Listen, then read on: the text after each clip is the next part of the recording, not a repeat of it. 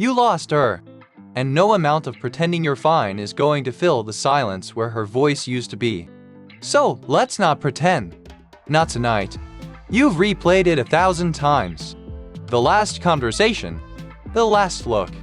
The moment you felt her start to leave before she actually did. You tell yourself it came out of nowhere. But it didn't. You felt the distance growing for months. You just hoped it would fix itself. And now you're lying awake, phone in your hand, thumb hovering over her name, building the perfect paragraph that will make her come back. Stop. That message won't bring her home. And somewhere deep down, you already know that. Here's the truth nobody will say to your face. You don't miss her as much as you miss who you were when she believed in you. Sit with that. Because the pain you're feeling isn't only about losing a person. It's about losing the version of yourself you saw reflected in her eyes. The man she fell for. The man you stopped becoming somewhere along the way. Now here's the lie. The lie says, if you can just win her back, the pain stops. The lie says she was the prize, and losing her means you lost. But love was never the prize. Love was the mirror. And right now that mirror is showing you something you've been avoiding for a long time. You got comfortable. Not cruel. Not ill. Just comfortable. You stopped growing. You stopped reaching. You let the fire that made you interesting cool down into a routine she could set her watch by. And a woman doesn't leave because you failed her once. She leaves because she watched you stop trying to be the man you promised her you'd become. That's the spicy part. That's the part that stings.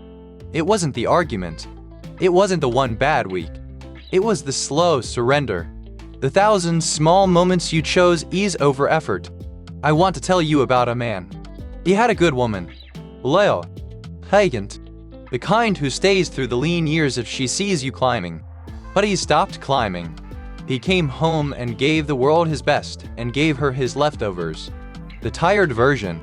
The distracted version. The man half listening with a glowing screen in his hands. She didn't yell. She just got quiet. And he mistook her silence for peace. One day she was gone. And he was stunned because in his mind nothing had happened. But everything had happened. A drop at a time. For years. So he did what you're tempted to do. He begged. He promised. He sent the long messages. And it pushed her further away because you cannot text your way back into a respect you stopped earning. So he stopped chasing her. And he started chasing the man he'd abandoned. He woke earlier. Not to impress anyone. For himself. He fixed his body. He fixed his money. He fixed the silence in his own head that he'd been drowning out with noise. It took months. It was lonely. Some nights he broke. But slowly, something changed. He stopped needing her to come back to feel whole. And that quiet, unshakable wholeness is the only thing that ever wins anyone back anyway.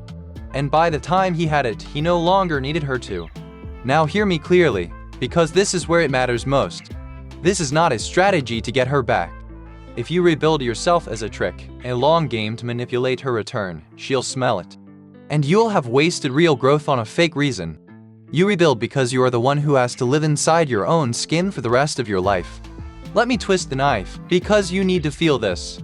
If you ignore this, if you spend the next 6 months mourning instead of building, you don't just lose her. You lose the next one too.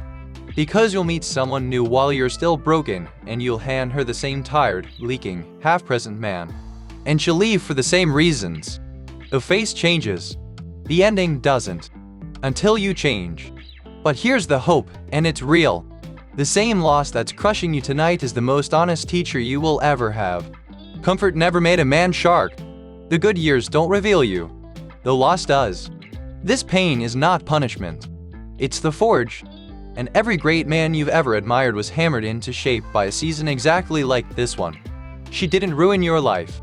She held up a mirror and walked away and left you alone with the truth. What you do with that truth is the only thing that was ever in your hands. So here's the small ask. Not a fantasy. Not win her back by Friday. Tonight, before you sleep, do one thing. Put the phone down. Don't send a message. Don't read the old ones. Instead, take out a single piece of paper and write one sentence. Write the name of the man you want to be a year from now. Then write the first small thing you'll do tomorrow to become him. Not for her. For you. How the? That's the whole task. Because you can spend tonight trying to get her back. Or you can spend it becoming the man you'd never lose her over again. One of those is begging. The other is building. She was the mirror. Now go become someone worth reflecting.